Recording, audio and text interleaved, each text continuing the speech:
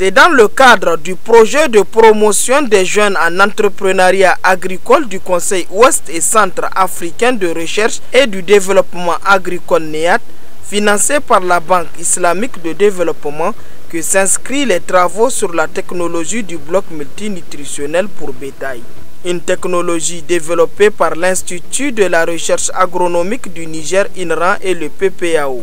Le bloc multinutritionnel densifié pour bétail est un aliment composé dont la formulation dépend des ingrédients disponibles et des objectifs de production animale.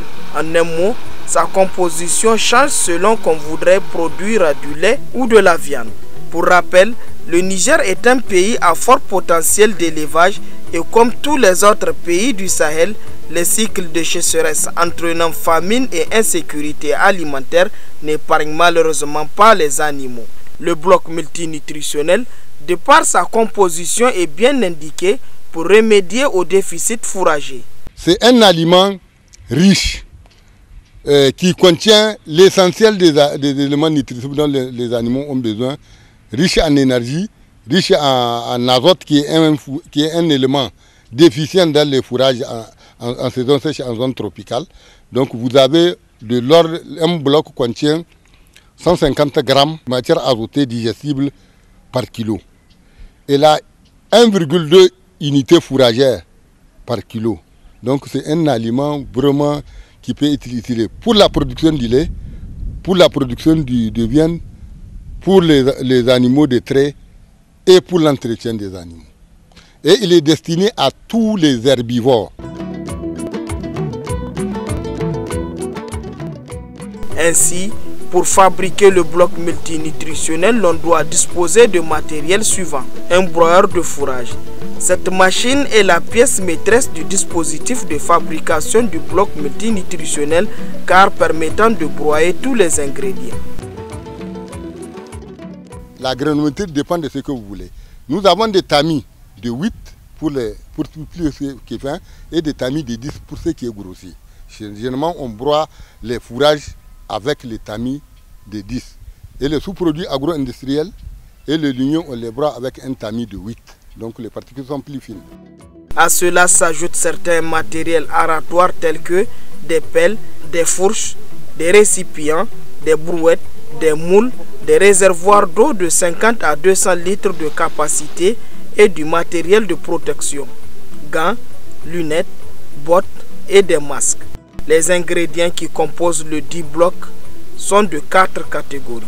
Les fourragers qui peuvent être des tiges de céréales cultivées telles que les tiges de mil, de sorgho, de riz ou du blé, ou encore du foin, des fourrages cultivés, des milles, du sorgho ou fourragers.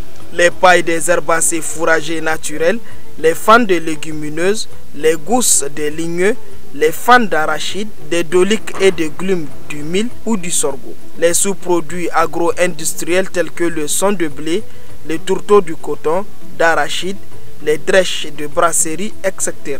Des minéraux, sel de cuisine, sel de bilma, fouga, du calcaire de Malbaza, phosphate naturel, de la poudre d'os, etc. Enfin, les liants. Ici, le choix est multiple aussi entre la gomme arabique, la farine de manioc ou de la mélasse. Ainsi, pour préparer 100 kg de cet aliment composé, il faut 20 kg de fourrage, 30 kg de gousses de gao, 15 kg de son de blé, 15 kg de tourteaux de coton, 6 kg de calcaire de Malbaza, 4 kg de phosphate naturel de tawa, 5 kg de sel de cuisine et 5 kg de liant. Une fois les ingrédients réunis, la fabrication du bloc multinutritionnel s'effectue en 9 étapes. Première étape, broyer tous les ingrédients.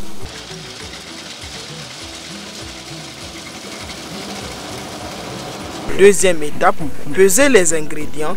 Troisième étape, préparation de la solution salée et du liant. Pour le cas pratique d'espèce, nous avons choisi la farine de manioc. La préparation du liant avec la farine de manioc est très simple.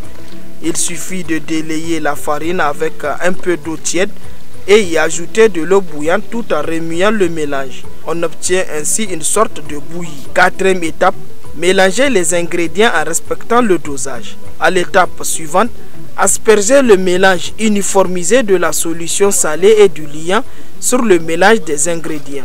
Il y a une technique qui permet de serrer la main pour voir si l'eau sort entre vos doigts. Là, c'est bien humidifié. Vous pouvez fabriquer votre bloc. S'ensuit la 6e étape qui constitue au moulage du mélange dans les moules. Ces derniers peuvent être en bois ou en métal. La 7e étape, c'est celle du trouage des blocs multinutritionnels. Une fois démoulés, les blocs sont mis au séchage à l'air libre ou dans un abri aéré pendant 2 à 3 jours en saison sèche et 4 à 6 jours en saison de pluie. La 9e et ultime étape consiste à conditionner les blocs dans des cartons ou dans des sacs en polyéthylène et stocker à l'abri de l'humidité. Si vous optez pour fabriquer un aliment de déposé, vous ajoutez pour chaque mélange d'1 kilo, vous ajoutez 0,5 litres. Là, vous faites le mélange, vous ajoutez 0,5 litres par kilo. Là, vous les séchez, vous les mettez dans les sacs. Quand vous les mettez au magasin en vrac, là, quand vous allez donner à vos animaux, vous prélevez directement, vous les servez dans les mangeoires. Donc, si vous optez seulement pour mélanger et mettre dans le sac ou au magasin, là, vous êtes obligé d'ajouter 1,25 litres quand vous allez donner à vos animaux, comme je le disais tantôt, pour éviter qu'ils n'inhalent la poussière.